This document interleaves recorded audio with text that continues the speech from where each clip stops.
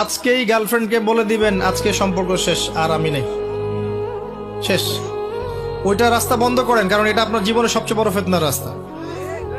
আবার সে যদি বলে যে সত্যি বলছো তুমি, আর কথা হবে না, তারপর কালকে সকালে আবার ফোন দিয়ে বলে আরেকটা বার শুধু কথা বলতে চাই, একটা বার দেখা করতে চাই, এটাই শেষ, আর দেখা করতে চাবো না, এই ফাঁদে আবার পা দিয়েন না, তাহলে সারা জীবন আর শেষ হবে না কখনো।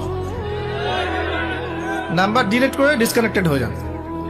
আর যদি দেখেন যে না, আসলে তার মধ্যে দিনের কিছুটা বুঝ আছে, আপনার একটা রিজিকের সোর্স আছে, হালাল রিজিক খাচ্ছেন, মাশাআল্লাহ, চাকরি করছেন বা ব্যবসা করছেন, কিছু একটা করতে পারছেন, তার বাবার কাছে গিয়ে তার হাত চান বীর পুরুষের মতো, গিয়ে বলেন যে আমি আপনার মেয়েকে বিয়ে করতে চাই।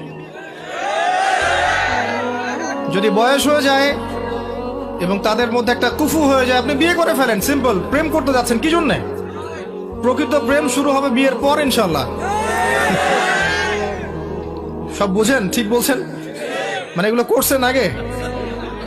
প্রকৃত প্রেম শুরু হবে বিয়ের পর, বিয়ের আগে নয়। পৃথিবীর যত দাম্পত্য জীবন আছে, কোন দাম্পত্য জীবন কি আয়েশা রাদিয়াল্লাহু আনহা রাসূল সাল্লাল্লাহু আলাইহি ওয়াসাল্লামের মতো মধুর হবে? এই প্রেমগুলো পবিত্র না?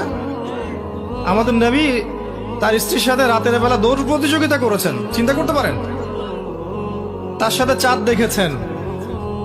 এমনকি তিনি বলেছেন, একটা জায়গায় পেয়েছি আমি, যে আয়েশা রাদিয়াল্লাহু আনহা যেখানে গোশতের যে জায়গায় কামড় দিতেন, নবী সাল্লাল্লাহু আলাইহি ওয়াসাল্লাম ওইখান থেকে নিয়ে সেখান থেকে কামড় দিতেন।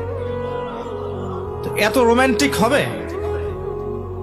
আমাদের কারো কিন্তু ম্যারিড লাইফগুলো এমন হবে না।